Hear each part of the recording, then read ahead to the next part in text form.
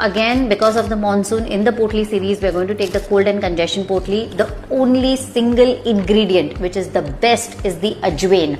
Ajwain please आपके घर पे रखिए, and everyone whomsoever is sneezing, cold है, dry cough है, जो भी है, like almost 50 to 100 grams of अजवाइन एक पोटली के अंदर डालिए, उसको गर्म कीजिए, एंड चेस्ट पे, थ्रोट पे और on the crown just use it for 10-15 minutes. वो उसका असर भी खत्म हो जाता है. उसको बाजू में ही रखिए, आप उसको दूर मत रखिए, बिकॉज उसकी जो उसकी स्मेल आती है उसको भी आप इनहेल करोगे, बहुत फायदा होगा.